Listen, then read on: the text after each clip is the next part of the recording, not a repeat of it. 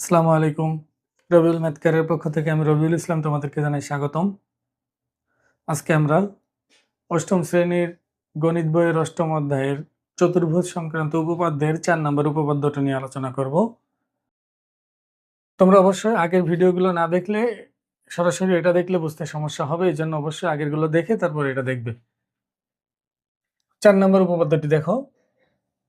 বলছে যে আয়তের কর্ণদ্বয় সমান ও পরস্পরকে সমদ্বিখণ্ডিত করে। এখন খেয়াল করো, আমরা কিন্তু জানি যে আয়ত একটি সামান্তরিক। সামান্তরিক আর কর্ণদ্বয় কিভাবে সমাদ্বিখণ্ডিত করে পরস্পরকে সেটা আমরা ৩ নাম্বার উপপাদ্যে আলোচনা করছি। তোমরা কি করবা? ৩ নাম্বারটা দেখে নিবা। এই যে পরস্পরকে সমদ্বিখণ্ডিত করে এটার জন্য, এটা আমি আর নতুন করে প্রমাণ করব না। আমি শুধু এই যে কর্ণদ্বয় যে সমান এটা প্রমাণ করব। তোমাদের বইয়ের মধ্যে কিন্তু সরাসরি বলছে যে আয়ত একটি সামান্তরিক, সুতরাং এটা সমান, এটা সমান। তোমরা যদি পরীক্ষার মধ্যে এটা লিখো নাম্বার পাবে না। তোমাকে অবশ্যই পুরো প্রসেসটা দেখাতে হবে। যেহেতু ৩ নাম্বারের মধ্যে এটা প্রমাণ করা হয়েছে, এজন্য ৪ নাম্বারের মধ্যে আর দেখাইনি। কিন্তু তুমি পরীক্ষায় আসলে অবশ্যই তোমাকে দেখাতে হবে। এজন্য তোমরা অবশ্যই ৩ নাম্বার, এটার জন্য এই যে ৩ নাম্বার উপপাদ্য যেটা আছে ওটা দেখে আসবে। ৩ নাম্বারটা আমি প্রমাণ করছি। এটা পুরাটা লিখতে হবে। লিখার পর এখন আমি যেটা লিখবো সেটা তোমাকে লিখতে হবে। তার আগে তোমাকে অবশ্যই বিশেষ নির্বাচনে পুরাটাই লিখতে হবে। আমি বিশেষ নির্বাচন আগে লিখে নেই। চিত্রটা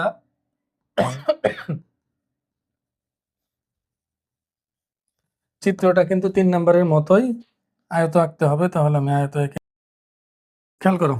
মনে করি ABCD হলো একটা আয়ত যার কর্ণদ্বয় পরস্পরকে ও বিন্দুতে ছেদ করে। তাহলে আমাকে প্রমাণ করতে হবে AC আর BD সমান। ভালো করে খেয়াল করো, AC আর BD সমান এবং AO সমান OC, BO সমান OD। কিন্তু AO সমান OC, BO সমান OD এটা আমরা ৩ নাম্বারে প্রমাণ করছি, কারণ সামান্তরিক আয়ত একই জিনিস। তাহলে এখানে ওখানে যেভাবে প্রমাণ করছে এখানে একইভাবে ওই দুটো প্রমাণ করতে হবে। তা তোমরা কি করবে? ওইটা হুবহু লিখতে হবে, শুধু প্রমাণের অংশটা। তারপর আমি এখানে যেটা লিখবো এটা লিখলেই হবে। এটা শুধু আমি এটার জন্যই প্রমাণ করবো, কর্ণদ্বয় সমানের জন্যই এখানে লিখবো, আর বাকিটা সরাসরি বলে দিব। তো বিশেষ নির্বাচনটা দেখো, আয়তের কথা বলা আছে, তাহলে আমরা লিখবো যে মনে করি ABCD একটি আয়ত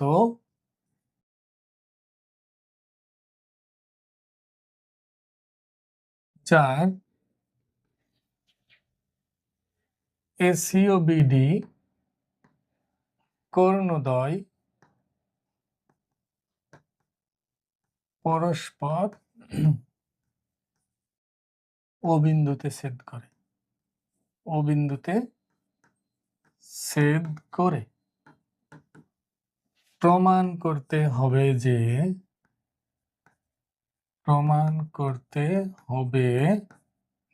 যে AO সমান OC, BO সমান OD এবং কর্ণদ্বয় সমান মানে AC সমান BD। একটু ভালো করে খেয়াল করো, আমার 4টা জিনিসই প্রমাণ করতে হবে সেটা আমি লিখছি, কিন্তু আমি এই প্রমাণটা ৩ নাম্বারে করছি বলে এখানে লিখতেছি না, শুধুমাত্র আমি এটাকে টার্গেট করে আগাবো। এখন অঙ্কন কিছুই করা লাগবে না। দেখো এখানে কর্ণদ্বয় যেহেতু বলা ছিল, আমি কর্ণদ্বয় আঁকছি, এমনি যা উৎপন্ন হওয়ার হয়ে গেছে। আমি নিজে থেকে কিছু মাতবরি করে আঁকি নাই, এই জন্য এখানে অঙ্কন লাগবে না, এটার মধ্যে অঙ্কন লাগবে না। তাহলে প্রমাণে চলে যাই আমরা। একটু খেয়াল করো, আমি লিখে দিলাম যে আয়ত একটি সামান্তরিক, আয়ত একটি সামান্তরিক, সুতরাং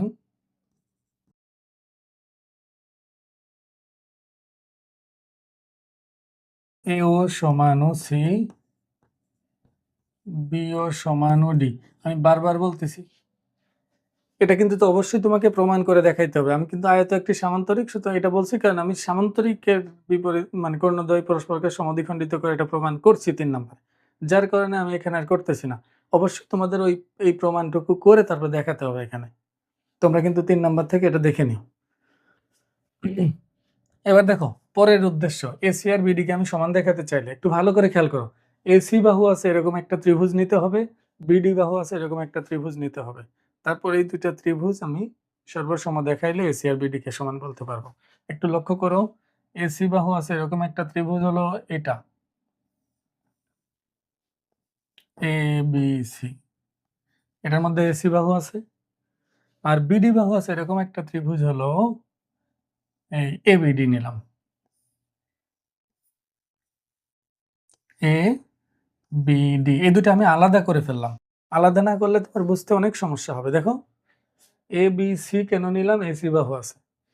এ বিডি কেন নিলাম, বিডি বাহু আছে। এখন তুমি যদি মনে করো স্যার এসি বাহু আছে তো আমি বিডিসি তো নিতে পারি এই বিডি এর জন্য, আর এসিডি নিতে পারি হলো এসি এর জন্য, এটা তোমার ইচ্ছা, যেটা মন চাই নিবা। কিন্তু শর্ত হলো যে দুইটাকে সমান দেখাবা সেই দুইটা বাহু থাকতেই হবে ত্রিভুজের মধ্যে।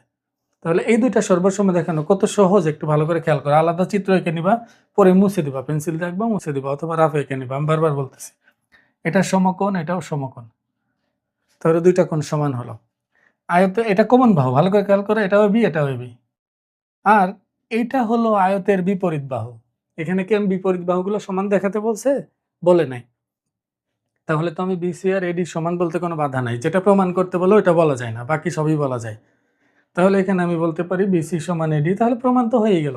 এই কোণের সমান, এটা সাধারণ বাহু, এই বাহু এই বাহুর সমান। দেখো কোনটা অন্তর্ভুক্ত, মানে দুইটা বাহুর অন্তর্ভুক্ত, তাহলে সর্বসম বলা কোনো বাধা থাকলো না আমার। তাহলে এখন আমরা প্রমাণে চলে যাই। প্রমাণ তো লিখছি অলরেডি, তাহলে এখানে আমরা লিখতে পারি যে ত্রিভুজ, এখানে আর কোনো আলাদা করে লেখার কিছু নেই, সবই আমার জানা আছে। তাহলে ত্রিভুজ নামগুলো এখান থেকে দেখে নিচ্ছি। দেখো ত্রিভুজ এবিসি ও ত্রিভুজ এবিডি, ত্রিভুজ এবিসি ও ত্রিভুজ এবিডি। একটা জিনিস ভালো করে খেয়াল করো, আমি কিন্তু এটা দেখে লিখবো না, এটা দেখে লিখলে আমারও ভুল হয়ে যাওয়ার সম্ভাবনা আছে। এই জন্য আমি এটা দেখে লিখতেছি, তাহলে কোনো ভুল হবে না, তোমরা এটা খেয়াল রাখবে। তাহলে ত্রিভুজ এবিসি ও ত্রিভুজ এবিডি, এবি সমান এবি, ঠিক, এটা সমস্যা নেই। এবি সমান এবি, কারণ এটা সাধারণ বাহু, সাধারণ বাহু বা কমন বাহু। আবার তোমার এডি সমান বিসি। ও তোমরা একটা জিনিস খেয়াল রাখবা, এই ত্রিভুজের বাহুগুলো আমি আগে লিখতেছি মানে সবগুলো আগে লিখবো, আর এটা পরে লিখতেছি মানে সবগুলোটা পরে লিখবো। তাহলে এখানে আমি বিসি সমান এডি লিখি, বিসি সমান এডি, কারণ আয়তের বিপরীত বাহু সমান, আয়তের বিপরীত বাহু, বিপরীত বাহু সমান আর লিখলাম না, তোমরা বুঝে নিও। আর ওই যে কোনটা, তাহলে এখানে অবশ্যই এই কথাটা লিখে দিব যে অন্তর্ভুক্ত। এই একটা উপপাদ্য, যে কোন বাহু কোন যেটা আছে, মানে সরি বাহু কোন বাহু যেটা আছে, মানে দুই বাহু এক কোণ যেটা আছে, কোনটা অবশ্যই অন্তর্ভুক্ত হতে হয়। এই জন্য অন্তর্ভুক্ত কথা বলে নিবা। অন্তর্ভুক্ত কোণ বলো তো, এ বি আর বিসি এর অন্তর্ভুক্ত কোণ কোনটা? এ বি আর বিসি এর অন্তর্ভুক্ত কোণ হলো এ বি সি। তাহলে অন্তর্ভুক্ত কোণ এ বি সি সমান অন্তর্ভুক্ত কোণ, অন্তর্ভুক্ত কোণ এবি আর এডি এর অন্তর্ভুক্ত কোণটা, এবি আর এডি এর অন্তর্ভুক্ত কোণ হচ্ছে বিএডি বা ডিএবি যাই বলো না কেন, বিএডি। বলো তো এই দুটা কোণ কেন সমান? এই দুটা কোণ সমান কারণ আয়তের প্রত্যেকটা কোণ সমকোণ। এজন্য লিখে দেওয়া যায় আয়তের, আয়তের প্রতিটি কোণ সমকোণ, কোণ 90 ডিগ্রি। সমকোণ লিখতে সময় লাগবে, যেন 90 ডিগ্রি লিখলাম।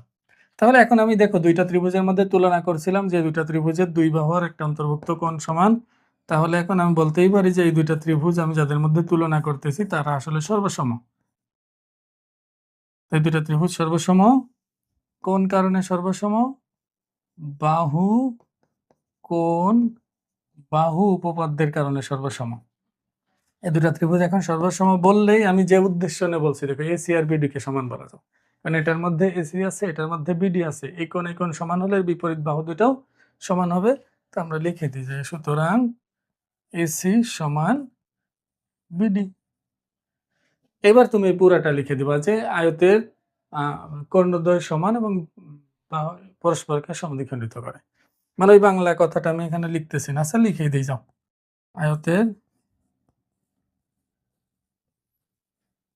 কর্ণদ্বয় সমান এবং পরস্পরকে সমদ্বিখণ্ডিত করে, সমদ্বিখণ্ডিত